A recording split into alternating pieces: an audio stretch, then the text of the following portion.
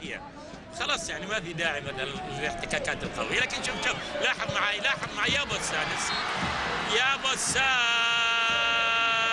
من بيدرو، نصف درزن من الاهداف لبرشلونه في مرمى رايو فاياكانو.